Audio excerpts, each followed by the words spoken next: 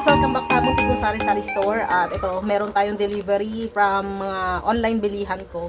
So, ipapakita ko lang sa'yo, pasilip lang mga kasari. Ito yung order natin. Meron tayong sisters na diaper. Meron tayo ditong pancit canton, ramen, Lucky Me. Sobrang benta ngayon tag-ulan guys, mga noodles yan. So, sa ilalim nito guys ay mga dilata na saka asukal. Kasi ubos na yung aking mga sardinas. Ayan, wala na. Ubos na. Malaki na lang na mega. Pero mabenta kasi sa akin yung maliliit. Tapos yung asukal ng grocery. So, ito yung asukal ng grocery na gustong gusto. Kasi ang kapal ng packaging. Hindi kayang butasin ng langgam. Tapos, ito may mga noodles din dito. Ewan ko, lakas-lakas ngayon ng noodles ko guys. Ito naman, kasalo to. Wala to kay grocery. Kasalo pa. 22 yung benta ko. Yung maliit, 17. Tapos, meron tayo spaghetti. Ito, 120 lang yung puhunan. At glutinous rice. Ayan, napapaibig ako lagi sa butchi. At naubos ko na yung glutinous rice ko dyan. So, bumili ulit ako ng pang-display. Baka may bumili customer at ako na nakaubos. Kung kay Sis RB, so pasen, yung naubos niya nung tag-ulan. Ako ang hilig ko sa butche. Medyo mamantika lang. Tapos, meron tayo dito Gatorade na maliit. Wala kasi nito sa grocery. Tapos, ito meron tayong stick, oh. May reno tayo, ayan, 26 ang puhunan sa kanila. Mayroon tayong biscuit dito at saka mga green peas. So, yan yung laman niya dyan. Yung mga tinapay din at saka snow bear na ang benta ko ay 3-5 piso. So, malaki-laki ang tubo pag 3-5 piso. Huwag na kayong magbenta nito ng 4-5 piso. Tapos dito sa kabilang side, kasamahan ito nito, meron ding pancit canton. Ayan, tapos meron tayong mushroom dyan.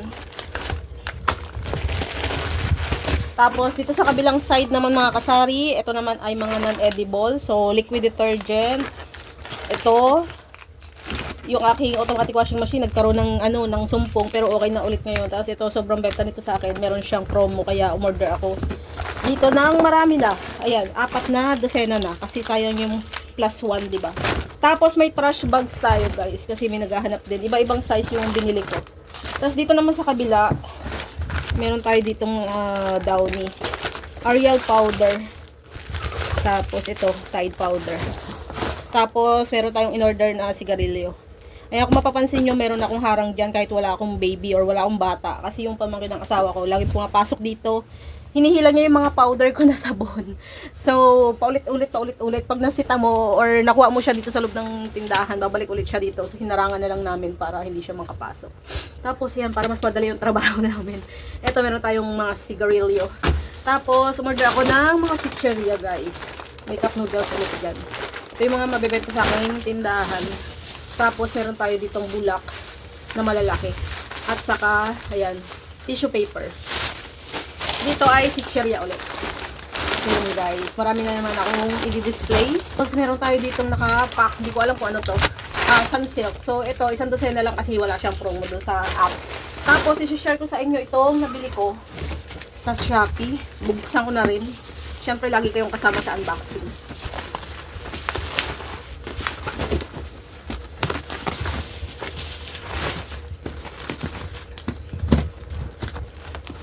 So, ito yung in-order ko sa Coco Food.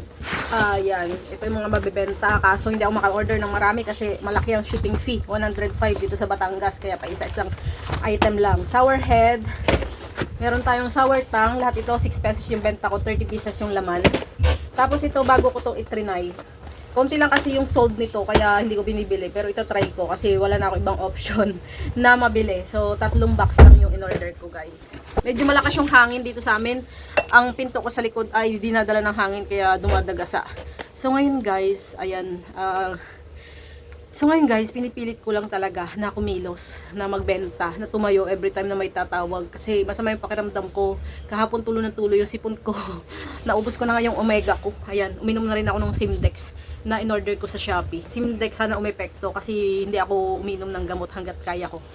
Wala talaga tayo magagawa pag may nararamdaman tayo. Kasi dito sa sari-sari store ko, bukod sa nangihinaya ako sa benta, kahit gusto ko magpahinga, gusto ko magsara. Kahit lagyan ko kasi ng close itong harapan ng tindahan ko, nakalagay na note I close. May tatawag pa rin kasi minsan yung mga bata hindi marunong magpasa. Wait lang, nalagyan ko lang ng harang yung pinto para hindi humampa. So yun guys, wala kasi akong choice kasi wala pa dito yung asawa ko. At saka minsan, sayang kasi ako lang marunong sa GCash at saka sa load. Kaya pag mga GCash at load, minsan malakihan. Kahit na masama ang pakiramdam, tatayo mo. Ang pera talaga ay no. At saka iniiwasan ko kasi tawag ng tawag yung mga customer pag hindi nila nababasa na close, kahit dalawa-dalawa na yung nakalagay na close. Meron kasing paupahan sa taas ko. So, ang unang niyang tanong sa akin kung tahimik dito sa lugar namin. So, ayaw ko sana na lagi may tumatawag kasi yung tawagan ng customer diyan katapat niyang kwarto, baka mamaya tulog pa sila, sigaw na sigaw. So, yun ang iniiwasan ko. So, sayang kasi ayoko kasi magpalit-palit ng tenant, lalo kung good payer naman, at matagal din na bakante, mga 2 months din na bakante yung paupahan ko kasi every time na magme-message sa akin may anak, kaya iniiwasan ko din minsan mga minsan kasi marami sila. May nag-comment kasi tungkol dun sa vlog ko sa paupahan na wala daw silang pakialam kahit marami yung uupa sa kanila. Sa akin kasi, binibigyan ko pansin kung marami. Kasi ayoko kasi na magulo. Kasi sa pagdami ng issue. Yun, iniiwasan ko lang ba. Yun. At okay naman yung nakuha ko. Naka 1 month na sila. At updated naman magbayad ng unang upa. Dalawa lang sila. At saka wala silang kasamang bata. So, tinatanong ko naman kung okay lang sila sa taas. Okay naman daw. Kasi, syempre, mga tenant, tagahanap din na maayos sa paupahan. Ayan, tinatanong nila kung tumutulo, kung maingay ba. Okay naman dito sa lugar namin, wala namang makulit. Maliban na lang kung may dayo, yun ang mismong makulit, yung mga dayo. Kanina, nagre-repack ako ng miswa habang nanonood ng drama, habang nagpupunas sa sipon. So, yung miswa kasi mahirap i-repack. So, nilalagyan ko muna siya ng papel sa ilalim bago ko siya isot sa plastic. So, ngayon gusto ko naman magluto ng mani. Kaso sa dami kong gustong gawin, sabi ko, nakukonsensya ako, magpahinga muna ako. Kasi masama ang pakiramdam ko. Pero titignan ko kung i-epekto yung ininom kong gamot na Simdex. So, siguro, kikilos tayo. Pero nakapaglaban na ako. Ayan, kahit papano natulungan tayo ng tagalaban natin. Kasi tambak na naman. So, kahapon nga, nagpabili na lang ako sa asawa ko ng sibuyas at bawang. Ang mahal dito ng sibuyas at bawang. Ang bawang ay 160 ang kilo, ang sibuyas ay 150 ang kilo. Kaya ang presyo ko dito sa timbangan, 200. Hindi na ako, sa timbangan ako umaasa. Kasi yung iba, diba, binibilang nila yung quantity, tapos dinidivide nila sa puhunan. Hindi ako, sa timbangan talaga ako, guys. Tapos, ito yung asin, rock salt.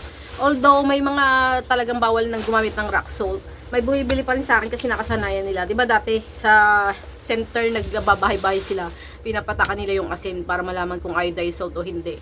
Pero yun, kahit in-inform na sila ng center na dapat iodized salt na yung gamitin, para hindi magkaroon yata ng iron deficiency, tama ba? Iodine?